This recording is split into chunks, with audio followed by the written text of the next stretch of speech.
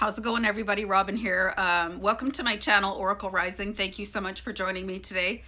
So today, I wanted to talk about energy vampires with you guys. And as we're heading into a new year, these are probably some people that you would like to jettison from your life, or at least reduce down your, the amount of time that you spend with these people. So energy vampires can be in any aspect of your life. I found for myself, they're in the workplace more than anything else. So this could be something that you really want to think about. But I have 7 different types of energy vampires. And when I say energy vampires, you should know what I'm talking about. These are the people that leave you feeling absolutely drained, like they just sucked all the life out of you, that you just cringe when they're coming towards you for a conversation, or the phone rings, or you see any kind of notification and you're like, oh, now I have to deal with this person. So that's an energy vampire. They tend to thrive on other people's misery. So it's very important that you not be the subject of an energy vampire, so you can maintain your high vibration and just not be treated in a certain way. So there is the first one that I have here is the passive aggressive person.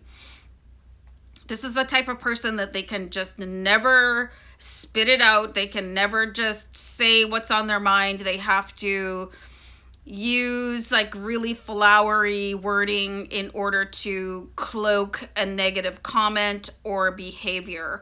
Passive aggressive, they can also be that type of gaslighting person where they minimize what they're doing and saying and sort of flip it back onto you. Passive aggressive behavior is very hard to pick up on because it's done in such a way that it's making you feel like you're the one in the wrong. So watch out for stuff like that, you guys. It's like when somebody compliments you, but then they take it away right away, or they give you a negative followed up by a positive. They don't just speak plainly and say, hey, I'd really like to see some development there. They would just give you like a sharp insult and then turn around and give you a compliment on, your outfit or something like that. So be very careful for passive aggressive people. This is something you can research a little bit on your own more about. Also, if you feel like you're being victimized by a passive aggressive person, and I feel like, when people do that, it's very deliberate so that they can come off looking like, I didn't say anything wrong. What are you talking about? And then they won't own it. So be very careful around passive aggressive people. So the second thing I have here for you guys is the Talkaholic. This can be so draining, and listening to somebody that doesn't give you any space to put in a comment, feedback. They don't want to hear your story. They basically just want somebody to sit there and either empathize with them or feel sorry for them, or they just need an audience. And this is the type of person that tends to replay their story over and over and over again. And this can leave you feeling extremely drained. I'm going to give you guys a quick example of a talkaholic friend that I had for a long time, and she would phone me every night and just like for hours say the same thing that she had just said the night before, and I couldn't even I couldn't take a breath and say nothing. It was just nonstop, and I didn't even know why I was on the phone. Honestly, I was like, why are you even calling me? And it was so draining. And after the call was over, I was just, I cannot believe. So I finally said to her, I really feel for your situation, but I think it's something that you really need to work on, and I need to take a break from these phone calls because it's not productive, and it's just, you're just ranting at me and venting, and it's not fair for me. And I just said that. I just said it like point blank. I had to defend myself, because I don't know what these people need. They need to work on themselves, and it can be very draining, and you just feel like you're part of the furniture. You're not even involved in the conversation. You're just a sounding board, and it just beats against you like water on rocks. So be very careful about the talkaholic, and you can excuse yourself, start. And if you're involved with people like that, just say, I have to go, I'm going to go right now. It's not rude anymore when somebody's taking advantage of a captive audience. You're not even there for anything. It's just for them to vent. So don't answer the phone, walk away. I have to go. Oh, my phone's ringing. Make an excuse. You can just pretend that you're on a call or something, put your head down, whatever sort of defense mechanism that you can devise, that you don't have to be trapped for hours in a useless conversation. This third one that I have, the Drama-Holic, right? The drama royalty. People that just go way over the top. Like they just get set off by almost nothing and everything at the same time. Just super severe reactions, whether it is, really extremely joyful or really extremely sad. And they just want people to placate them or, join them in whatever misadventure they're on. I used to be quite a dramatic person myself, but that was because I needed to work on myself. So people that are very dramatic, they just want people to pay attention to them. So be very careful about what you allow yourself to get reined into. And I have Miss Lacey here. Yeah, she's not dramatic at all. She's not a dramatic dog. She's a very good girl. So, drama belongs on TV. You know what I mean?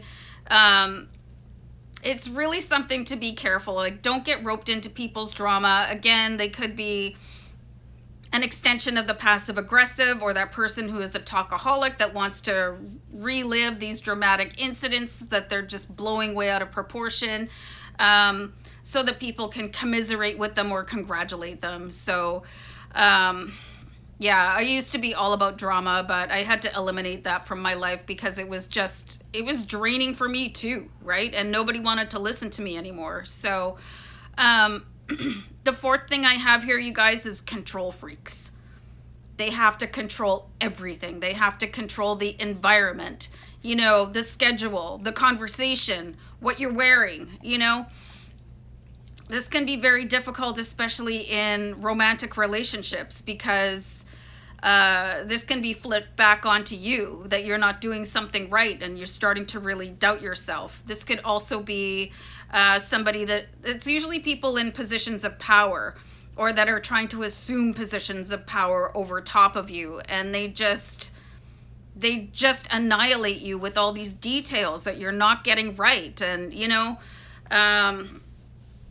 and I think we've all had our experiences with that. Like, I dated somebody for a long time, and everything was always on his own terms. Everything that we did, every plan, it was always him. And I just said, you know what? I'm not just a dog that you can just hook up and take me wherever you want to go. Can you maybe ask me where I want to go for dinner, or what plans we would like to make together? And he just totally disregarded me. But I wasn't as strong then as I am now, so I would never tolerate that right now. So people trying to control everything, especially if you are in a relationship with somebody that tries to dominate your food choices, your clothing, how you wear your hair. And I've seen and been subjected to all of this, you guys. So be very careful for control freaks. They leave you feeling worthless, they really do. All right, so people that play the victim, that's not the last thing. It's the fifth thing that I have here for you guys.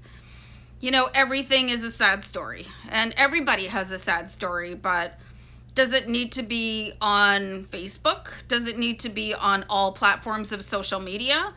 They're the type of people that make you feel like you're in the wrong for wanting to talk about something, and this is, again, like a passive aggressive type of person, or dramatic, or a control freak, because they want to change the subject. or they're just a victim of their lives and they're blaming other people for everything. They're not in control of what's going on, but they just want people to feel sorry for them. And again, this is probably somebody you already know, and you want to avoid them because, I can't listen to that. And this is the person that I was talking about, this Talkaholic, that I had a really, really incredibly painful journey with, because she was the victim of her circumstances, but she didn't want to change anything. She just wanted to talk about it constantly and then have me feel sorry for her. So and that's just not owning your life. Like, nobody is responsible for your choices except for you, right? So if you know somebody that is like, they want to be a victim and have you feel sorry for them constantly, maybe just show them some resources and say, I'm going to step out of this because it's really, it's not healthy for me. And here, I think you need to really work on yourself a little bit. And you're totally within your rights to say that, you guys. You don't have to sit there and go, but really pick your moments. I mean, sometimes it's a fresh thing for people, but if it's somebody that's blaming something that happened 10 years ago in the past and they still haven't toughened up and strengthened up and moved on, I mean, that's a different situation, right? So this one, number 6, the Rage-A-Holic. This is a very, very important type of energy vampire, and that was my father, So, and subsequently, because that's what I grew up with, and we lived in a very rural community, and I didn't have any other sort of family around, I thought that was normal. People that just get angry over everything, and it sends you into a tailspin, and it can be extremely scary. I was very frightened growing up, but man, everything would set my dad off, everything. And I've seen that happen to tons of other people where they just don't know how to express themselves in a calm way. And they're terrifying. So if you see signs of that in people, if you're going for a new job interview, you really want to observe the behavior of the people around you. And if you're being, if you don't have an opportunity to observe the work environment during your interview, ask for a tour and just really look at people's demeanors and how they react to the person that is in charge.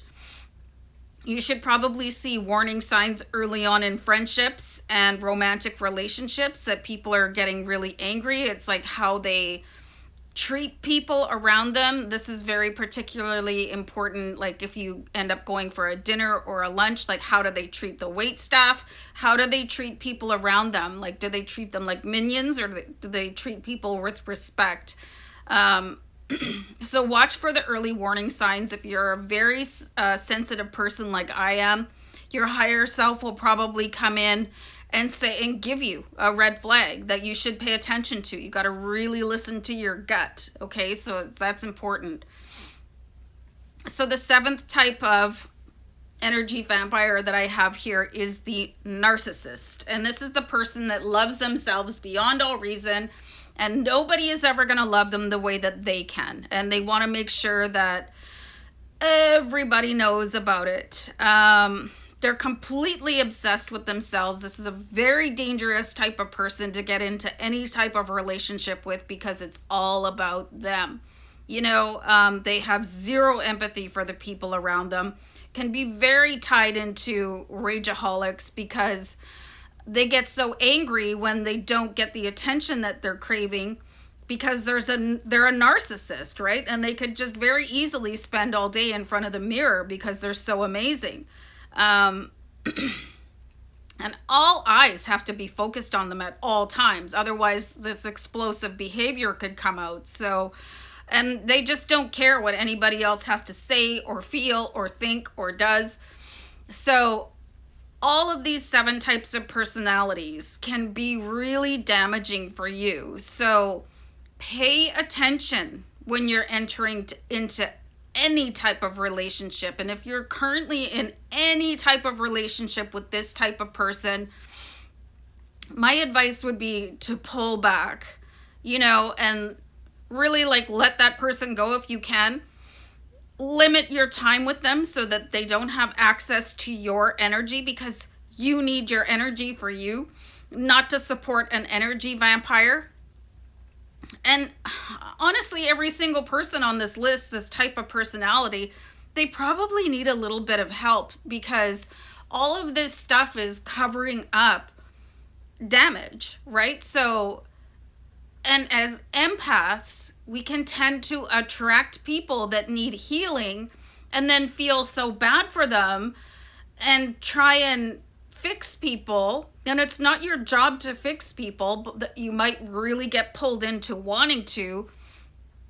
You're going to have to devise ways of putting in barriers so that for your own health, and in some cases for your own safety. You know, Rage-A-Holics, they can lose their temper and get violent, you know, so be very careful, you guys. Listen to your body, listen to your gut, listen to your higher self.